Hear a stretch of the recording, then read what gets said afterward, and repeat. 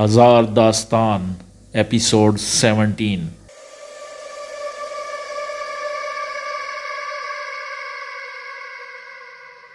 کمال رائے ایک باپ تھا اور ایک روشن خیال باپ تھا۔ آرزو میں اس کی جان تھی۔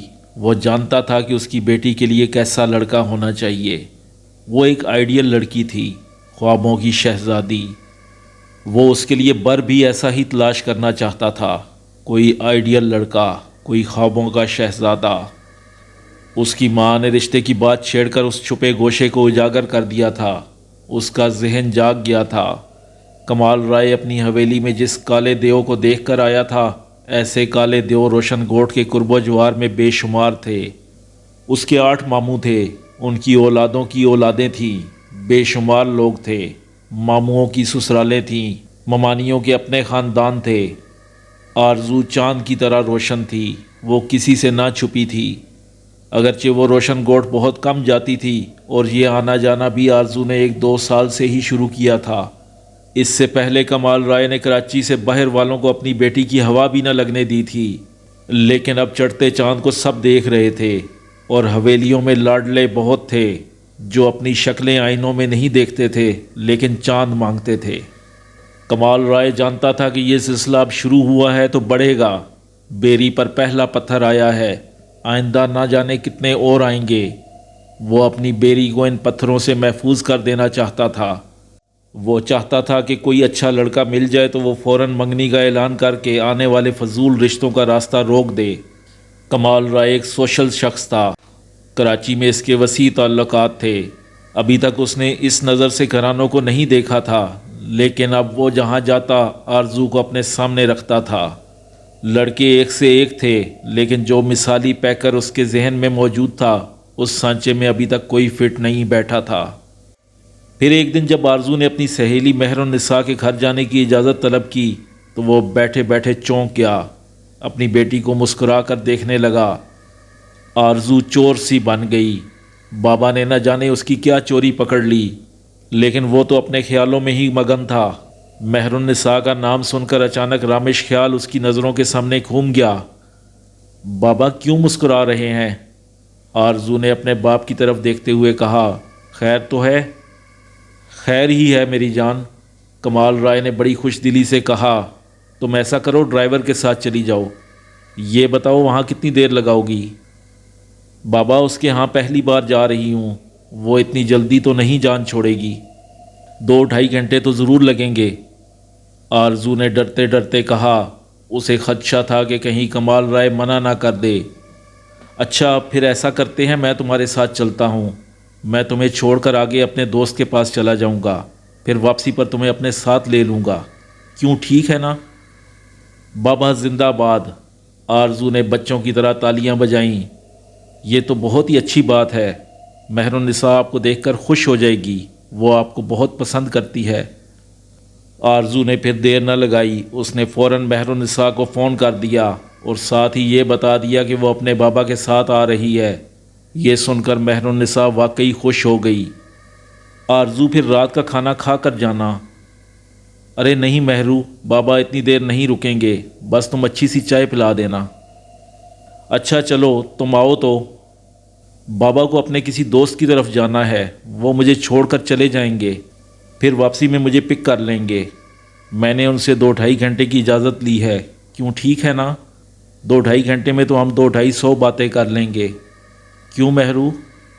آرزو نے اسے ساری صورتحال سمجھائی۔ آج تو مجھے ایک ہی بات کرنی ہے، مہر النساء ہنس کر بولی۔ اتنی لمبی بات ہے کہ وہ 2-2.5 گھنٹے تک چلے گی؟ آرزو نے پوچھا۔ 2-2.5 گھنٹے کیا، ہو سکتا ہے ساری عمر چلے، مہر النساء نے کہا۔ تو اب شاعری پر اتر آئی ہے، آخر ایک شاعر کی بہن ہے نا؟ آرزو نے ہنستے ہوئے کہا۔ وہ شاعر صاحب گھر پر ہی ہیں، مہر النساء نے مطلع کیا۔ کہیں تو نے میرے آنے کا بتایا تو نہیں؟ آرزو زور سے ہنسی۔ بتایا تو نہیں، تو کہے تو بتا دوں، مہر النساء نے چھیڑا۔ بتا دے، مجھے کیا؟ آرزو نے یہ بات ایک خاص لگاوٹ سے کہی۔ بھائی وہ آ رہی ہے، مہر النساء نے چلا کر کہا، او بے وقوف، کیا کر رہی ہے؟ تجھے شرم نہیں آتی؟ آرزو نے اسے ڈانٹ کر کہا۔ بس ہمت دے گئی جواب۔ مہر النساء بولی، ہاں بھائی، ایسی بہادری میں کیا رکھا ہے؟ اچھا مہرو، پھر میں آ رہی ہوں، جلدی آ، ہم تیرا انتظار کر رہے ہیں۔ مہر النساء کے لہجے میں شرارت تھی۔ آرزو نے خدا حافظ کہہ کر ریسیور رکھا اور واش روم میں گھس گئی۔ آج وہ خاص توجہ سے تیار ہوئی۔ جب وہ تیار ہو کر کمرے سے نکلی تو اسے ستارہ راہداری میں آتی ہوئی نظر آئی۔ اس کے ہاتھ میں چائے کی ٹرے تھی۔ پہلے تو ستارہ نے بڑے انہماک سے آرزو کو دیکھا، پھر مصنوعی انداز میں کھانسی، پھر بولی، ماشاء اللہ، آج کیا ارادے ہیں؟ میں ذرا مہر النساء کے گھر جا رہی ہوں، آرزو نے بڑی سنجیدگی سے کہا۔ اور اس چائے کا کیا ہوگا؟ ستارہ بولی، تو پی لے، میں اب چائے مہرو کے ہاں جا کر پیوں گی۔ اچھا، ستارہ نے اسے ایک ٹک دیکھتے ہوئے کہا، پھر بولی، بی بی ذرا 1 منٹ رک جائیں، میں اماں کو بلا لاؤں۔ کیا مطلب؟ آرزو کی سمجھ میں بات نہ آئی۔ سروری کیا کرے گی؟ آپ کے اوپر سے مرچیں اتروا دوں؟ اللہ، اتنی سونی لگ رہی ہیں، مجھے ڈر ہے کہ کہیں نظر نہ لگ جائے۔ چل بے وقوف، آرزو یہ کہتی ہوئی کمال رائے کے کمرے کی طرف چل دی۔ ستارہ، ٹیلی فون کا خیال رکھنا۔ آپ بے فکر ہو جائیں بی بی، وہ بڑے اطمینان سے بولی، میں سب کے نام نوٹ کر لوں گی۔ پھر وہ جلدی جلدی چلتی ہوئی کمال رائے کے کمرے میں پہنچی۔ اسے ڈر تھا کہ بابا تیار ہو کر اس کا انتظار کر رہے ہوں گے۔ کمال رائے واقعی اس کا منتظر تھا۔ جب اس نے آرزو کو دیکھا تو جانے کیوں یکا یک اس کے دل میں یہ احساس جاگا کہ آرزو بڑی ہو گئی ہے۔ پھر اسے یوں لگا جیسے آرزو چند دنوں میں ہی بڑی ہو گئی ہے۔ تمہاری سہیلی کے والد کیا کرتے ہیں؟ گاڑی چلاتے ہوئے کمال رائے نے پوچھا۔ والد نہیں ہیں، آرزو نے بتایا۔ اوہ، کمال رائے کو افسوس ہوا۔ یہاں پھر گھر میں کون کون ہے؟ کوئی نہیں ہے، دونوں بھائی بہن اکیلے رہتے ہیں، ان کی امی بھی نہیں ہے۔ اس گھر میں وہ اپنے ماموں کے ساتھ رہتے ہیں، آرزو نے کہا۔ ماموں کیا کرتے ہیں؟ کمال رائے نے پوچھا۔ بابا پتہ نہیں، اس موضوع پر کبھی بات نہیں ہوئی اس سے، آرزو نے بے نیازی سے کہا۔ اس کی سمجھ میں نہیں آ رہا تھا کہ بابا مہر النساء کے گھر والوں کے بارے میں اس قدر دلچسپی کیوں لے رہے ہیں۔ وہ اپنے باپ کی فطرت سے اچھی طرح واقف تھی۔ وہ اپنے کام سے کام رکھنے والے آدمی تھے۔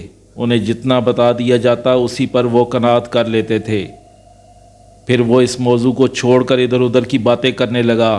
باتوں باتوں میں ماروی کا ذکر نکل آیا تو وہ اس کا ذکر لے بیٹھا۔ کمال رائے اکثر اس سے اس کی ماں کا ذکر کرتا رہتا تھا۔ بیچاری آرزو کو تو اپنی ماں کے بارے میں کچھ پتہ نہ تھا، اس نے تو اسے دیکھا تک نہ تھا۔ البتہ اس نے ماروی کی تصویریں ضرور دیکھی تھیں۔ ایک بہت بڑی تصویر کمال رائے کے کمرے میں لگی تھی۔ وہ اکثر اس تصویر کو کھڑے ہو کر دیکھتی رہتی تھی۔ اسے اپنی ماں کے بارے میں باتیں کرنے اور سننے کا بہت شوق تھا۔ زیادہ تر باتیں کمال رائے ہی کیا کرتا تھا، اور یہ وہ باتیں تھیں جنہیں بے شمار مرتبہ سن چکی تھی، لیکن ان باتوں کو بار بار سن کر وہ بور نہ ہوتی تھی۔ وہ اپنی ماں کی باتیں اس طرح سنتی تھی جیسے پہلی مرتبہ سن رہی ہو۔ یہی وجہ تھی کہ وہ بار بار ماروی کا ذکر کرتا رہتا تھا تاکہ وہ اپنی ماں کو اچھی طرح جان لے، اور وہ اپنی ماں کا ذکر سن سن کر اس کے بارے میں بہت کچھ جان گئی تھی۔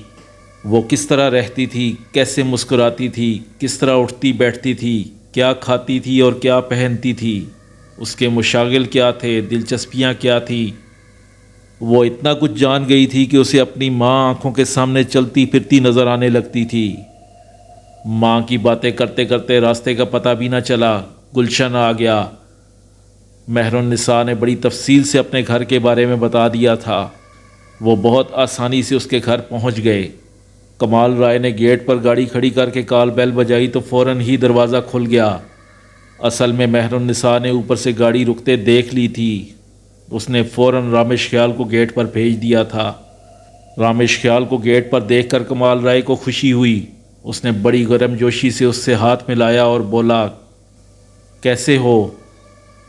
میں بالکل ٹھیک ہوں، آئیے تشریف لائیے۔ رمیش خیال کو دیکھ کر آرزو گاڑی سے اتر کر گیٹ کی طرف بڑھی۔ بھائی میں تو مہر النساء کی مہمان کو چھوڑنے آیا ہوں، مجھے اپنے دوست کے یہاں جانا ہے، کمال رائے نے کہا۔ نہیں انکل، یہ کیسے ہو سکتا ہے؟ اتنے میں مہر النساء بھی گیٹ پر پہنچ گئی۔ اندر تو آئیں، پھر چلے جائیے گا۔ اچھا، کمال رائے نے مہر النساء کی طرف دیکھ کر کہا۔ پھر وہ چاروں گھر میں داخل ہوئے۔ یہ ایک خاصا بڑا گھر تھا، خوبصورت بنا ہوا تھا۔ اوپر کا پورشن ان دونوں بہن بھائی کے پاس تھا۔ ان دونوں کو بڑی عزت اور مسرت کے ساتھ ڈرائنگ روم میں بٹھایا گیا۔ آرزو کے پاس مہر النساء بیٹھ گئی اور رمیش خیال کمال رائے کے قریب بیٹھ گیا۔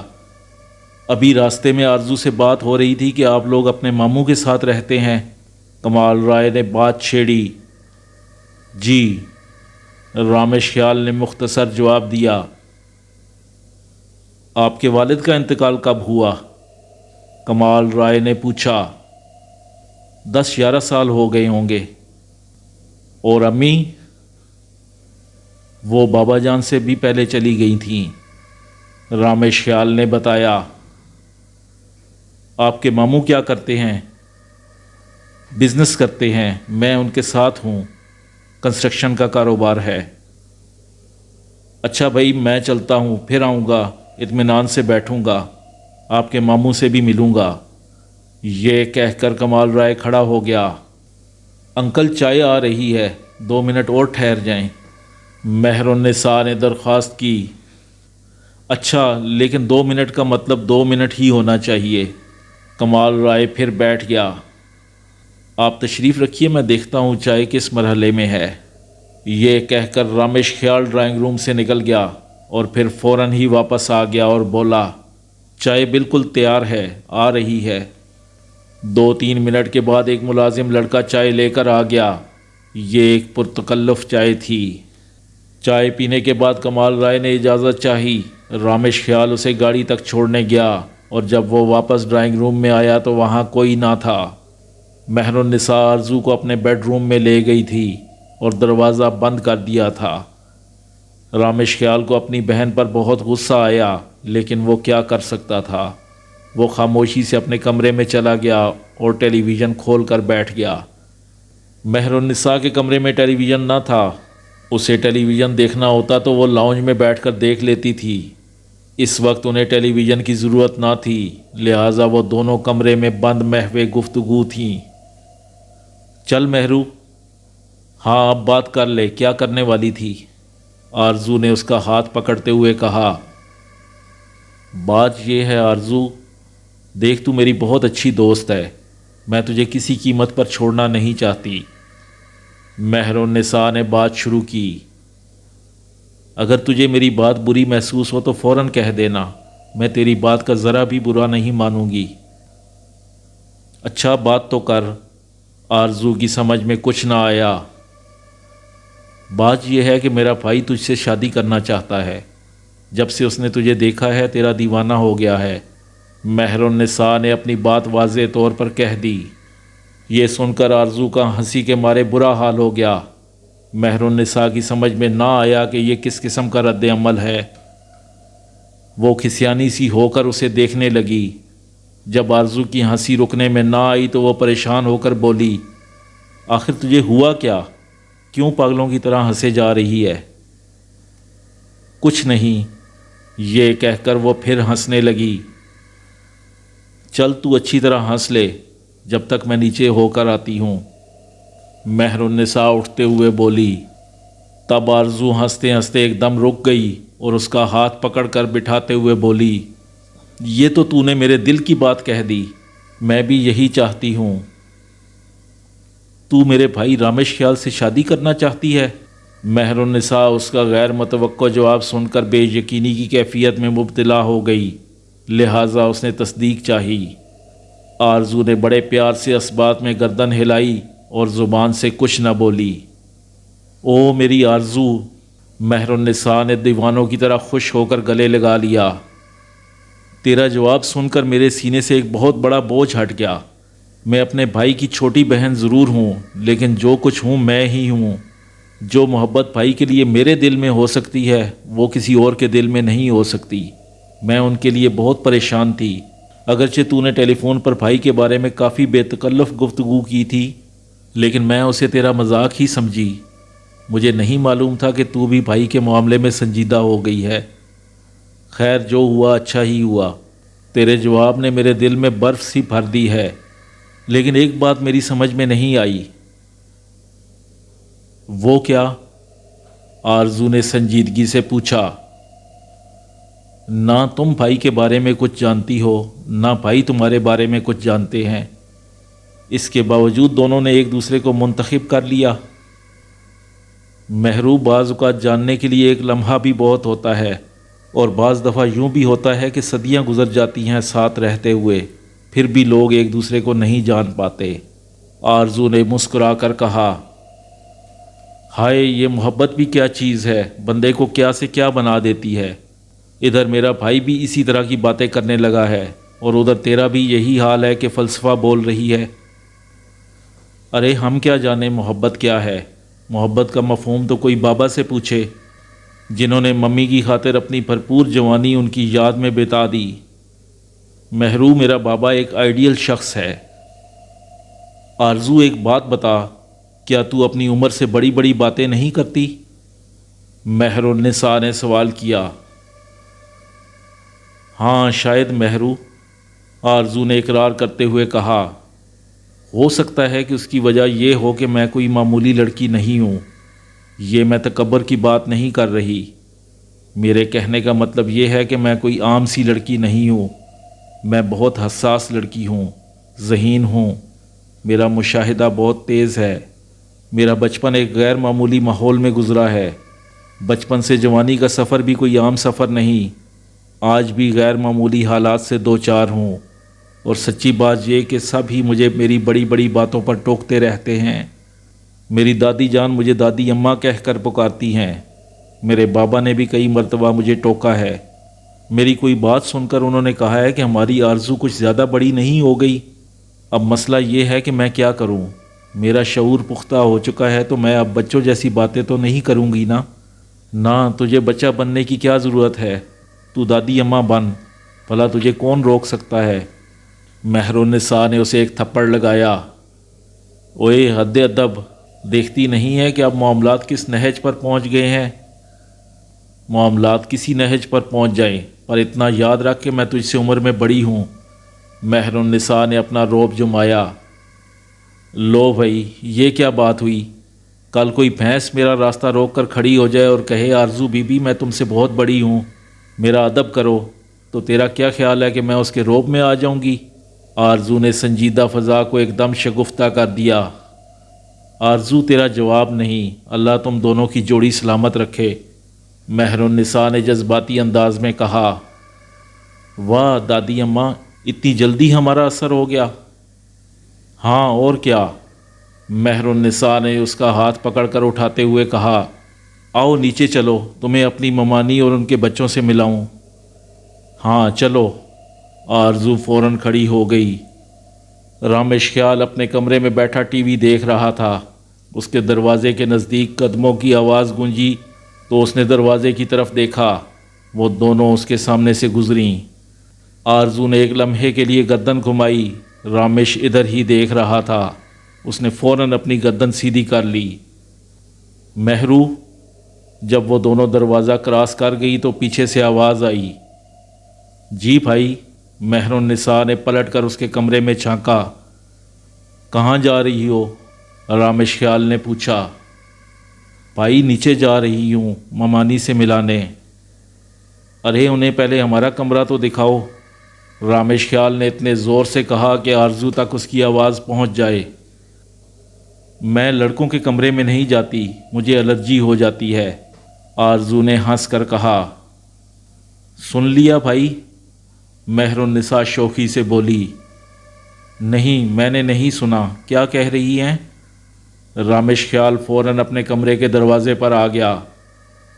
آرزو اب بول، مہر النساء نے اس کی طرف دیکھ کر کہا۔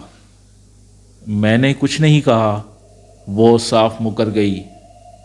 تو پھر آئیے نا، کچھ دیر ہمارے کمرے میں بیٹھیے۔ رامش خیال براہ راست مخاطب ہوا۔ اس سے پہلے کہ آرزو کوئی جواب دیتی وہ جھٹ سے بولی، چل آرزو آ جا، بھائی کا کمرہ دیکھ لے، ناک پر ہاتھ رکھ کر جانا پڑے گا۔ آرزو نے بہت آہستہ سے مہرالنساء کے کان میں کہا۔ اس کی یہ بات سن کر مہرالنساء کو بے اختیار ہنسی آ گئی۔ کیا ہوا؟ رامش خیال پریشان ہو کر اپنی بہن کو دیکھنے لگا۔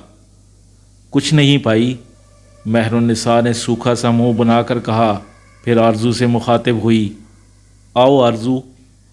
آرزو کمرے میں داخل ہوئی تو اسے خوشگوار حیرت ہوئی۔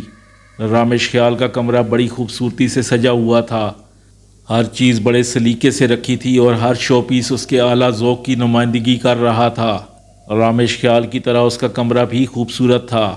ایک طرف پوری دیوار پر شیلف بنا ہوا تھا اور اس میں بے شمار کتابیں بڑے کرینے سے لگی ہوئی تھیں۔ آرزو کو کتابیں پڑھنے کا بڑا شوق تھا۔ کتابوں کا شیلف دیکھ کر وہ سیدھی کتابوں کی طرف بڑھی۔ آپ کو بھی شوق ہے کتابوں سے؟ رامش خیال اس کے برابر آ کھڑا ہوا۔ کیا پڑھتی ہیں؟ میں کھانے پکانے کی ترکیبیں پڑھتی ہوں۔ آرزو نے یہ بات اس قدر سنجیدگی سے کہی کہ رامش خیال اس کا منہ دیکھتا رہ گیا اور مہرالنساء کو اپنی ہنسی روکنا مشکل ہو گئی۔ مہرالنساء نے اس کے قریب ہو کر زور سے بازو میں چٹکی لی اور بولی، شرارتی باز آ جا۔ یہ سن کر رامش خیال کو حوصلہ ہوا۔ اب اس کی سمجھ میں آیا کہ وہ مذاق کر رہی ہے، ورنہ وہ اس کا جواب سن کر پریشان ہو گیا تھا۔ پھر رامش نے شیلف سے ایک کتاب نکال کر اس کی طرف بڑھائی۔ وہ کتاب دیکھنے لگی۔ وہ رومانوی افسانوں کا مجموعہ تھا۔ نام تھا تم میری ہو۔ کتاب کا نام پڑھ کر آرزو نے ترچھی نظر سے رامش خیال کو دیکھا۔ بغیر کچھ کہے کتاب اس کے ہاتھ میں تھمائی اور پھر مہرالنساء کا ہاتھ پکڑ کر کمرے سے نکل آئی۔ آؤ مہرو، نیچے چلو۔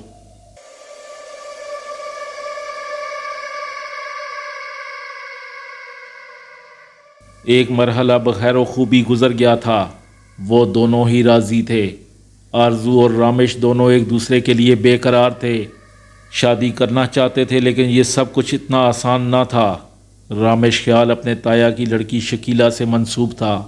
منگنی ہو چکی تھی اور اس منگنی کا ٹوٹنا آسان نہ تھا۔ پھر ابھی آرزو ہی تیار ہوئی تھی، ابھی کمال رائے کے راضی ہونے کا مسئلہ تھا۔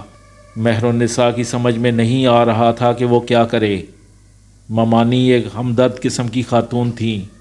انہوں نے اپنے شوہر کے بھانجے بھانجی کو بڑے مان سے رکھا تھا۔ ماموں کے بچے بھی ان سے بہت محبت کرتے تھے۔ مہرالنساء نے سوچا پہلے اس مسئلے پر ممانی سے بات کرے۔ ممانی سے جب مہرالنساء نے بات کی تو سمینہ مامی ایک دم چونک اٹھی۔ مہرو، یہ تو کیا کہہ رہی ہے؟ بھائی آرزو سے شادی کرنا چاہتے ہیں، یہ کہہ رہی ہوں۔ مہرالنساء نے اپنی بات دہرائی۔ یہ ناممکن ہے۔ تمہارے تایا کے کانوں میں ذرا سی بھی بھنک پڑ گئی کہ رامش اس رشتے سے انکاری ہے اور وہ کہیں اور شادی کرنا چاہتا ہے تو وہ ایک ہنگامہ کھڑا کر دیں گے۔ جانتی ہوں ممانی، اسی لیے تو آپ سے مشورہ کر رہی ہوں۔ رامش کو آرزو کا خیال چھوڑنا ہوگا، ممانی نے مشورہ دیا۔ یہ ناممکن ہے۔ اس مشورے پر عمل مشکل تھا۔ یہ ناممکن ہے تو پھر اپنے ماموں سے بات کرو۔ ممانی سمینہ نے اپنی جان بچانے کے لیے گیند ماموں کے کورٹ میں اچھال دی۔ ممانی، میں ماموں سے بات نہیں کر سکتی، آپ بات کر کے دیکھیں۔ مہرالنساء نے گیند درمیان میں پکڑ لی۔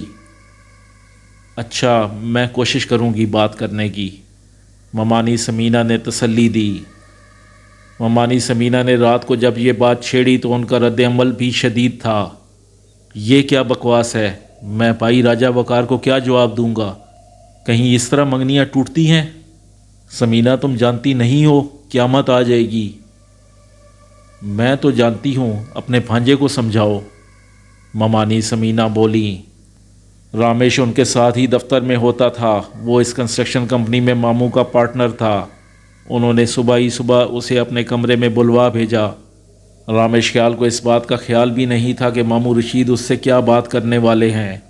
اس نے سمجھا کہ کسی کام کے سلسلے میں بلایا ہوگا۔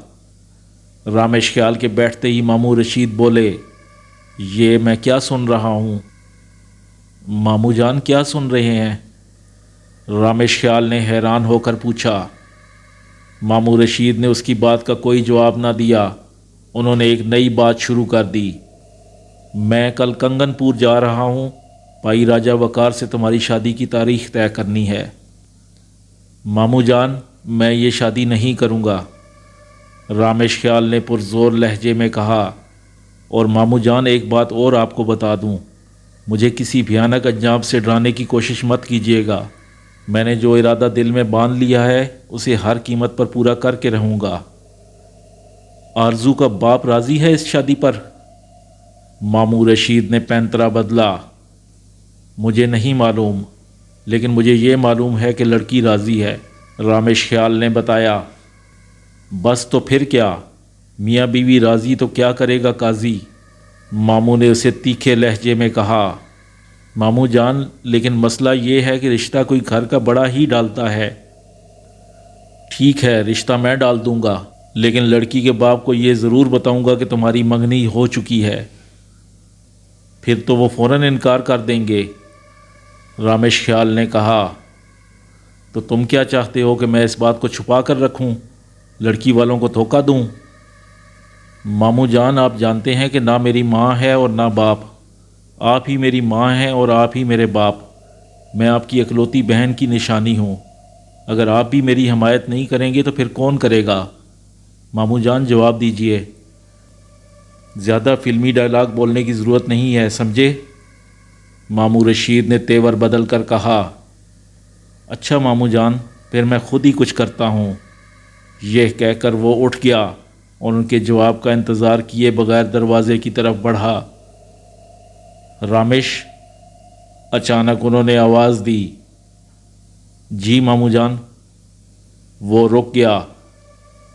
آرزو کے باپ سے کل شام کا کوئی وقت لے لو، ان سے ملنے چلیں گے، انہوں نے بدستور سنجیدہ لہجے میں کہا۔ ہیں ماموں جان کیا فرمایا آپ نے؟ رامش خیال کو بالکل توقع نہ تھی کہ ماموں جان ایسی بات کہیں گے۔ کل ہم لڑکی کے گھر چلیں گے، جو ہوگا وہ دیکھا جائے گا، ماموں جان نے سیدھے اور صاف لہجے میں کہا۔ رامش خیال پھول کی طرح کھل اٹھا۔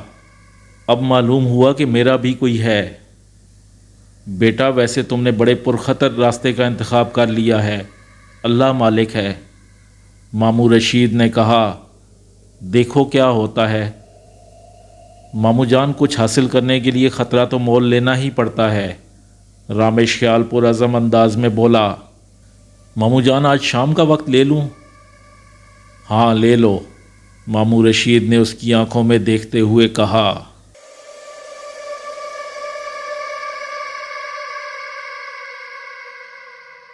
ٹائم لینا کوئی مسئلہ نہ تھا۔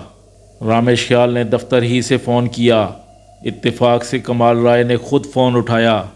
رامش خیال نے اسے بتایا کہ وہ اپنے ماموں کو لے کر ملاقات کے لیے آنا چاہتا ہے۔ کمال رائے کو بھلا کیا اعتراض ہو سکتا تھا، اس نے شام کی ملاقات پر فوراً ہی اوکے کر دیا۔ فون رکھنے کے بعد اس نے آرزو کو بلایا۔ وہ ابھی کالج سے آئی تھی، ابھی ڈریس بھی تبدیل نہ کیا تھا۔ باپ کی طلبی پر وہ فوراً ہی اس کے کمرے میں آ گئی۔ جی بابا خیر ہے؟ بھائی وہ رامش اپنے ماموں کو لے کر آ رہا ہے آج شام، کمال رائے نے اسے مطلع کیا۔ اچھا بابا، آرزو نے اندر ہی اندر خوش ہوتے ہوئے کہا۔ کوئی خاص معاملہ ہے؟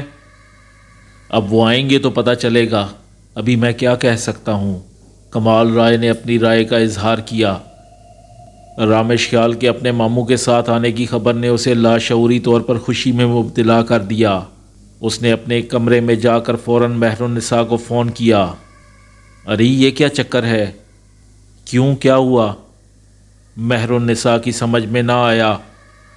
تمہارے بھائی صاحب اپنے ماموں کو لے کر آ رہے ہیں، بابا سے فون پر شام کا ٹائم لیا ہے، آخر کیا معاملہ ہے، کچھ تو بتا، آرزو نے پوچھا۔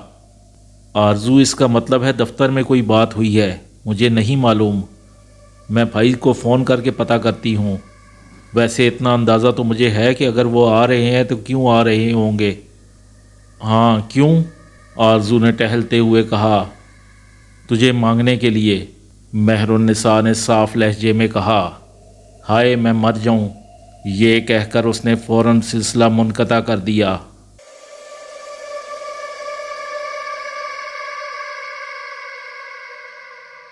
اس شام بڑا غضب ہوا۔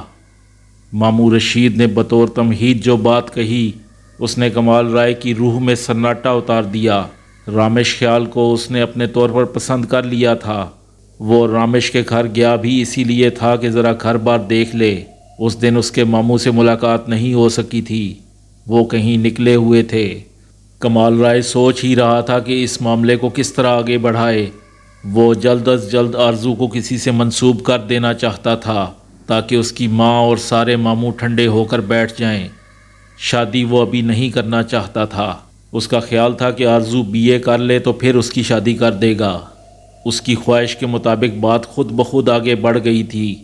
رامش اپنے ماموں کو لے کر آ گیا تھا اور ماموں نے رسمی الیک سلیک کے بعد رامش خیال کے ماں باپ کا پس منظر بتانے کے لیے اپنی بات کا آغاز کیا۔ کمال رائے صاحب، میں یہاں ایک خاص مقصد سے آیا ہوں۔ پہلے میں چاہوں گا کہ رامش خیال کے والدین کے پس منظر سے آگاہ کر دوں، اس کی فیملی بیک گراؤنڈ بتاؤں، اس کے بعد اپنے مقصد پر آؤں اور آپ سے استدعا کروں گا۔ ماموں رشید نے گفتگو کا آغاز کیا۔ رامش خیال کے دادا اور میرے بہنوئی کے والد ایک مشہور شخصیت تھے۔ ان کا نام راجہ سلیم تھا۔ وہ کنگن پور کے بہت بڑے زمیندار تھے۔ رامش کی والدہ یعنی میری بہن ارجمند کو اغوا کر کے قتل کیا گیا۔ اس کے کچھ عرصے کے بعد راجہ نسیم کو اغوا کر کے قتل کر دیا گیا۔ اصل میں رامش کے دادا راجہ سلیم کی روشن گوٹ کے روشن رائے سے دشمنی ہو گئی تھی۔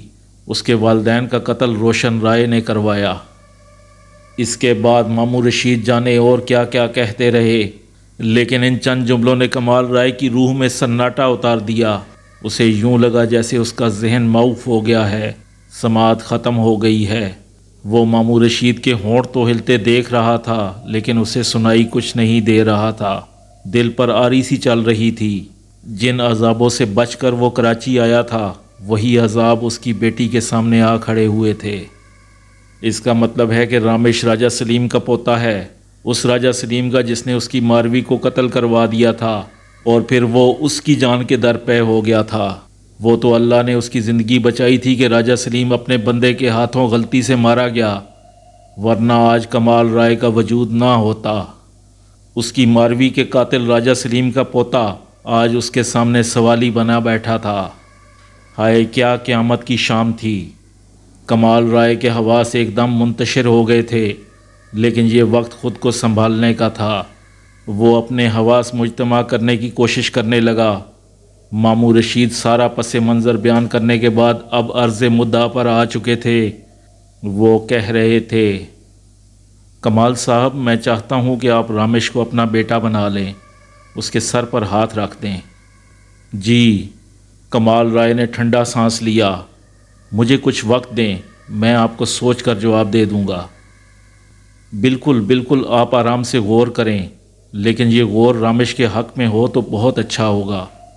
یہ کہہ کر ماموں رشید اٹھ گئے۔ کمال رائے نے کوئی جواب نہ دیا۔ اس نے بڑی خاموشی سے انہیں رخصت کر دیا۔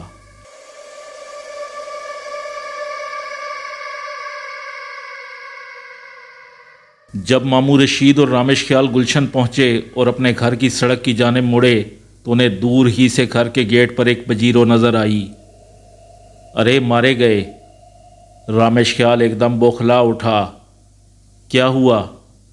ماموں رشید اپنے کسی خیال میں تھے، ان کی نظر ابھی پجیرو پر نہیں پڑی تھی۔ وہ تایا! رامش خیال نے پریشان ہو کر ماموں رشید کو دیکھا۔ تب ماموں رشید نے سامنے نگاہ کی تو انہیں اپنے گھر کے گیٹ پر پجیرو کھڑی دکھائی دی۔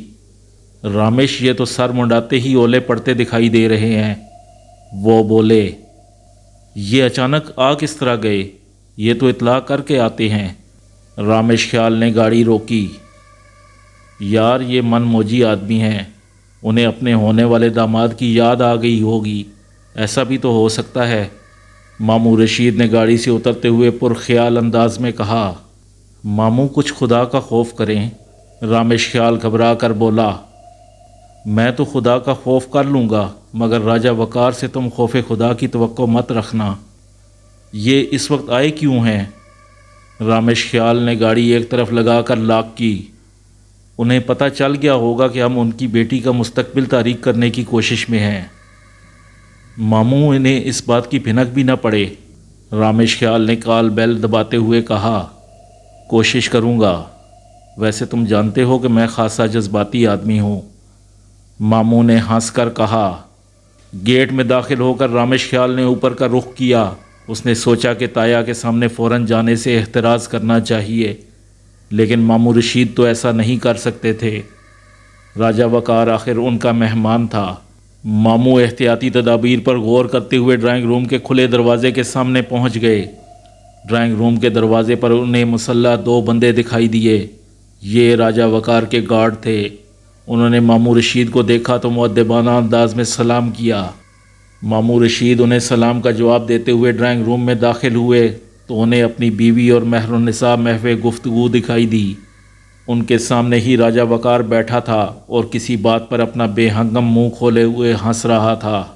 ماموں رشید کو دیکھتے ہی اس نے اپنا قہقہہ روکا اور ان سے مصافحہ کرنے کے لیے کھڑا ہو گیا۔ کیسے ہو رشید؟ راجہ وقار نے ہنس کر خوشی سے ان سے ہاتھ ملاتے ہوئے پوچھا۔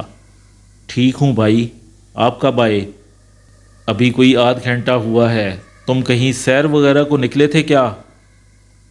او نہیں بھائی، میں ذرا بزنس کے سلسلے میں ایک بندے سے ملنے گیا تھا، ماموں رشید نے اسے بتایا۔ ماموں رشید کے ڈرائنگ روم میں داخل ہوتے ہی سمینہ اور مہرو اٹھ کر جانے لگیں تو راجہ وقار سمینہ کی طرف متوجہ ہو گیا اور بولا، ارے سمینہ تم کہاں جا رہی ہو؟ بھائی آپ بیٹھیں، ان سے باتیں کریں، میں ذرا آپ کے کھانے کا بندوبست کروں۔ وہ بولی، ارے نہیں سمینہ، میں کھانا نہیں کھاؤں گا، مجھے فوراً واپس جانا ہے۔ یہ کیسے ہو سکتا ہے بھائی؟ کیا آپ ابھی آئے اور ابھی چلے جائیں؟ بھائی میں صبح کا آیا ہوا ہوں، ایک مقدمے کے سلسلے میں وکیل سے مشورہ کرنا تھا، پھر 1-2 کام اور بھی تھے، انہیں نمٹا کر سوچا کہ تم لوگوں سے ملتا چلوں۔ شکیلہ کی ماں نے بھی تاکید کی تھی کہ ملے بغیر نہ آؤں، سو چلا آیا۔ رات تک کنگن پور پہنچنا ضروری ہے، کچھ لوگوں کو شکار پر بلایا ہے۔ اچھا یہ تو بتاؤ کہ رامش راجہ کہاں ہے؟ بھائی اسے کچھ بزنس کی سمجھ آئی ہے کہ نہیں، یا اسے واپس کنگن پور لے جاؤں؟ شکیلہ کی ماں تو اس کے شہر میں رہنے کے حق میں نہیں ہے، وہ چاہتی ہے کہ کنگن پور آئے اور اپنی زمینیں سنبھالے، پر میں زور زبردستی نہیں چاہتا۔ اگر وہ شہر میں رہ کر 2-4 پیسے کمانے کے لائق ہو جائے تو کوئی حرج نہیں ہے۔ ویسے وہ ہے کہاں؟ سنا تھا کہ تمہارے ساتھ ہی گیا تھا۔ جی بھائی جی، میرے ساتھ ہی گیا تھا، اوپر کپڑے بدلنے گیا ہے، آتا ہوگا، انہوں نے بہانہ تراشا۔ او اچھا، بھائی شہر والوں کو کپڑے بدلنے سے فرصت ہی نہیں ہوتی، گھر کے کپڑے اور باہر کے کپڑے اور، بھائی ہم تو جیسے بیٹھے ہوتے ہیں ویسے ہی چل دیتے ہیں۔ راجہ وقار نے ہنستے ہوئے کہا، اب تم نے بھی کپڑے بدلنے ہوں گے؟ ہاں بھائی جی بدلنے تو ہیں، پینٹ میں آدمی ایزی نہیں رہتا۔ السلام علیکم تایا ابو۔ رامش خیال نے آتے ہی زوردار سلام کیا اور پھر سر چکا کر ان کے سامنے کھڑا ہو گیا۔ راجہ وقار نے بیٹھے بیٹھے اس کے سر پر ہاتھ پھیرا اور خوش ہو کر بولا، جیتے رہو بیٹا، خوش رہو۔ تایا جی حویلی میں تو سب خیر ہے؟ ہاں بیٹا سب خیر ہے، پر تیری تائی تجھے بڑا یاد کرتی تھی، اس نے ہی مجھے ادھر بھیجا ہے۔ راجہ وقار نے بڑی محبت سے دیکھتے ہوئے کہا، بیٹا ذرا جلدی حویلی کا چکر لگا لیا کرو۔ اچھا تایا ابو، میں موقع ملتے ہی آؤں گا۔ راجہ وقار تو فوراً ہی واپس چلا جانا چاہتا تھا، لیکن سمینہ نے اسے بغیر کھانا کھائے نہ جانے دیا۔ جب وہ کھانا کھا کر جانے کو تیار ہوا تو اس نے ماموں رشید سے علیحدگی میں بات کی۔ بھائی بات یہ ہے کہ شکیلہ کی ماں شکیلہ کی جلد رخصتی چاہتی ہے۔ ابھی تک تو رامش پڑھ رہا تھا، اس لیے میں نے خاموشی اختیار کر رکھی تھی، لیکن اب تو وہ پڑھ لکھ کر بزنس میں آ گیا ہے، اب شادی میں بھلا کیا رکاوٹ ہے؟ میں تمہیں اس کا سرپرست سمجھتا ہوں، میرا بھائی زندہ ہوتا تو یہ بات اس سے کرتا، مگر اب تو تم ہی سے کرنا ہوگی۔ تم ذرا رامش سے بات کر کے بتاؤ کہ وہ کب شادی کرنے کا ارادہ رکھتا ہے، میں آخر اور کب تک اپنی بیٹی کو بٹھا کے رکھوں۔ راجہ وقار آخری جملہ کہتے کہتے خاصا سنجیدہ ہو گیا۔ ماموں رشید راجہ وقار کی گھمپیرتا دیکھ کر اندر ہی اندر پریشان ہونے لگے۔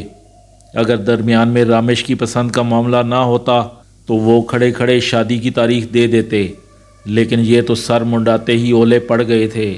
وہ آج ہی شام کو رامش کا رشتہ لے کر گئے تھے اور آج ہی شام راجہ وقار اس کی شادی کی بات لے بیٹھا تھا۔ وہ جلد از جلد رخصتی چاہتا تھا۔ اچھا بھائی، میں اس سے بات کروں گا، ماموں رشید نے پہلے تو تسلی دی، پھر بولے، ویسے وہ اپنا کاروبار کرنے کے چکر میں ہے۔ اس کا خیال یہ ہے کہ کنگن پور کی زمینیں بیچ کر بڑے پیمانے پر کنسٹرکشن کا کاروبار کرے۔ وہ کسی بڑے پروجیکٹ پر کام کرنا چاہتا ہے۔ ارے نہیں رشید، اسے منع کرنا، زمینیں ہرگز نہ بیچے۔ تھوڑا بہت سرمایہ چاہیے تو وہ میں دے دوں گا۔ اس سے کہو کہ یہاں چھوٹا موٹا کاروبار ہی رکھے، آخر لوٹ کر اس نے زمینوں پر ہی جانا ہے۔ یہاں شہر میں کیا رکھا ہے؟ یہاں تو ہر طرف دھواں ہی دھواں ہے، میرا تو یہاں آ کر دم گھٹنے لگتا ہے۔ راجہ وقار نے برا سا منہ بنا کر کہا اور پھر ڈرائنگ روم سے نکل کر باہر آ گیا۔ ماموں رشید اور رامش خیال نے اسے گیٹ تک چھوڑا۔ جاتے جاتے راجہ وقار نے ماموں رشید کو تاکید کی، رشید مجھے بات کر کے جلدی بتانا، اچھا؟ پھر میں 2-3 دن میں فون کروں گا۔ ٹھیک ہے بھائی جی، ماموں رشید نے بڑی سعادت مندی سے کہا۔ جب پجیرو گلی کا موڑ موڑ کر غائب ہو گئی تو رامش خیال پریشان ہو کر ماموں سے مخاطب ہوا، کس سے کیا بات کرنی ہے؟ رامش صاحب، آپ سے شادی کی بات کرنی ہے۔ آپ کے تایا ابو شادی کی تاریخ مانگ رہے ہیں، اب وہ آپ کو کوئی مہلت دینے کو تیار نہیں۔ ماموں رشید نے اسے چھیڑا۔ ماموں ڈرائیں نہیں، وہ خوفزدہ ہو گیا۔ تم اپنے تایا ابو کی ڈراؤنی صورت دیکھ کر نہیں ڈرتے تو اب کس چیز سے ڈرو گے؟ وہ ہنسے۔ ماموں صحیح بتائیں نا، آخر کیا بات ہے؟ وہ الجھ گیا۔ بات یہی ہے جو ابھی میں نے بتائی، وہ اپنی بیٹی شکیلہ کی رخصتی چاہتے ہیں۔ تو کر دیں اپنی بیٹی کو رخصت، میں نے روکا ہے کیا؟ ٹھیک ہے، پھر میں کل فون پر انہیں مطلع کیے دیتا ہوں کہ رامش راضی ہے، بولے ہم کب بارات لائیں۔ ماموں میں خودکشی کر لوں گا۔ بیٹا، خودکشی بزدل لوگ کرتے ہیں، میرا خیال ہے کہ میرا بھانجا بزدل ہرگز نہیں ہے۔ پھر ماموں میں اس رشتے سے انکار کر دوں؟ ابھی تھوڑا انتظار کرو، آرزو کا رشتہ تو اوکے ہو جائے۔ ماموں وہ رشتہ منظور ہو یا نہ منظور، لیکن اب میں نے شکیلہ سے شادی ہرگز نہیں کرنی۔ اچھا، ساری بات گیٹ پر کھڑے ہو کر ہی طے کر لو گے؟ چلو اندر چلو، سوچتے ہیں کیا کرنا ہے۔ ماموں نے گیٹ کے اندر داخل ہوتے ہوئے کہا۔